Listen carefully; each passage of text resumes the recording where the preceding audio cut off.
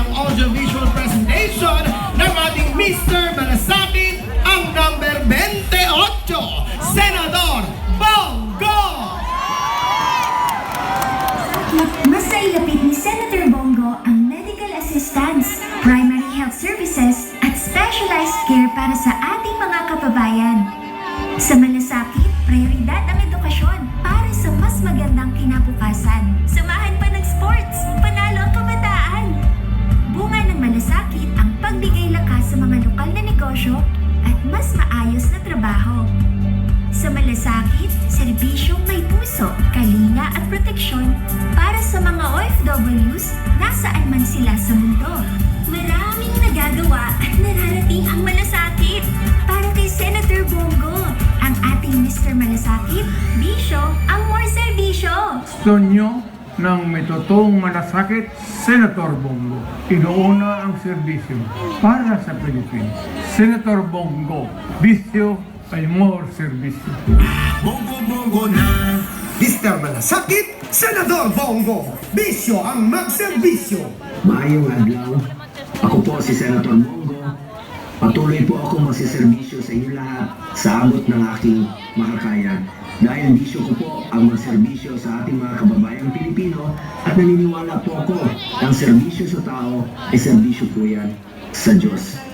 If God willing, ipagpapatuloy ko ang aking paninindihan upang matiyak na ang serbisyo at programang makakatulong sa inyo ay patuloy na ipapaabot sa bawat Pilipino.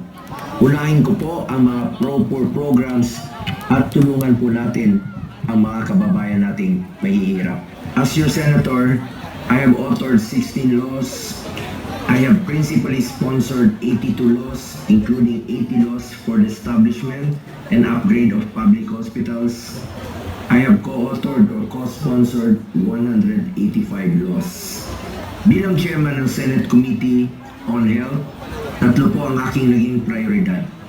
Malasakit centers, super health centers, at regional specialty centers. Bilang chairman ng Senate Committee on Sports, iniinganyo ko po ang mga kabataan to get into sports, stay away from drugs, to keep us healthy and fit. Konektado po ang health sa sports. When we are physically fit, mas healthy po tayo at hahaba ang ating buhay. Isa po ako sa author at co-sponsor ng National Academy of Sports sa New Clark City, kung saan po ay meron na tayong eskwelahan na pwede na mag-aral at the same time on-training ang student-athlete. Proud po ako bilang chairman ng Senate Committee on Sports since 2019, nakamit po natin ang first ever gold sa 2020 Tokyo Olympics at 2 gold sa 2024 Paris Olympics. Chairman din po ako ng Senate Committee on Youth. Sa mga kabataan, mag-aral kayo ng mabuti. Kayo po ang kinabukasan ng bayang ito. Nandito lamang po ang inyong Senator Kuya Bongo na handang magserbisyo po sa inyong lahat sa abot ng aking makakaya. Dahil bisyo ko po ang magserbisyo sa ating mga kababayang Pilipino. At naniniwala po ako na ang serbisyo sa tao, serbisyo po yan sa Diyos. Kasama ninyo ako sa laban para sa mas maayos, mas maunlad at mas maasahang gobyerno. Sa tulong ninyo, patuloy po ako magsiservisyo sa inyo. Ilapit po natin ang serbisyo medikal sa ating mga kababayan. Ilapit po natin ang serbisyo ng gobyerno sa ating mga kababayang mahihirap.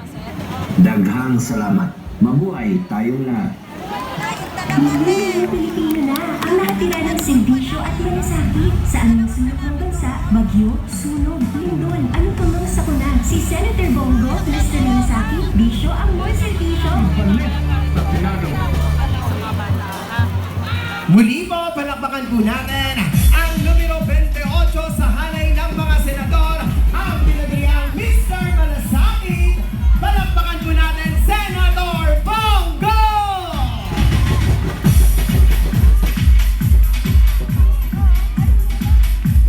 Ayan, at muli po, mukha yatang init na ang ating mga taga-District 5. Parinig nga po ulit ng isang malakas na palakpakan dyan! Siyempre, sa mga pagkakataon po ito, mga taga Distrito 5, tayo po muna ay magbabalik tanaw at magpapaalala sa bawat isa sa lahat po ng mga nagawa ni Yorme Isko Moreno sa loob ng kaniyang maikling panunungkulan na talaga namang naging kapakinabangan at lalo't higit ay nagbigay ng antas sa buhay ng bawat batang Maynila. Kaya po, sabay-sabay po nating panoorin ito. Ang siyudad ng Maynila ay tinagurian na perlas ng silangan, the Pearl of the Orient, isa sa pinakamagandang siyudad pagkatapos ng rehimen ng Espanya. Subalit, sa kasamaang palad, ito ay winasak ng digmaan noong panahon ng Hapon. At simula noon, tila nahirapan na ang siyudad na bumangon. Hanggang ang isang anak ng siyudad ay tumayo at pinangunahan ang pagbabago nito. Mayor-elect Isko Moreno Domagos will now rolling up his sleeves to bring back the city's lost glory. Ibabalik ko na po ang talim sa mga tagalungsod ng Maynila. At sa kanyang paglilinis ng siyudad ng Maynila, ginawa niyang araw ang gabi at hindi siya nagpahinga para lang isakatuparan ang kanyang mga pangarap sa mahal niyang siyudad. Nilinis niya ang mga dugyot na mga lugar ng Maynila. Unang-una, ang Divisoria, Lagos Nilad Underpass, at ang Hidden Garden sa tapat ng post office. Ang mga liwasan ay kanyang pinaganda. Ang Carpilla, Arceros Forest Park and the Circle, at ang paraiso ng Batang Maynila, at ang mga pangunahin na kalsada kagaya ng Calaw at Taft Avenue ay kanyang inayos din. Inilawan pa niya ang Taft Avenue. Kasama ang pagpapalaganap ng peace and order, kaya bumaba ang crime rate ng syudad. At sa tugatog ng kanyang kasipagan, isang trahedya ang tumuko sa Baseco. Maraming mamamayan ang nasunugan ng mga tahanan. Isang sakuna na dumurog sa mga puso ng mga taga-Baseco. At sa paghupa ng apoy,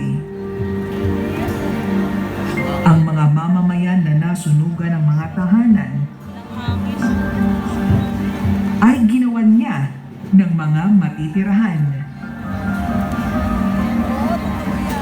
Pagkatapos ng 3 buwan, ang mga nasunugan ay meron na muling tahanan.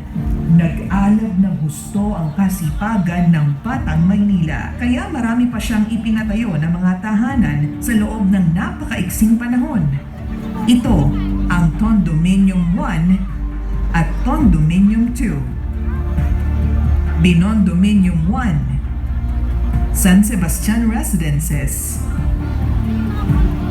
Pedro Hill, at San Lazaro Residences na hinango sa mga disenyo sa Singapore.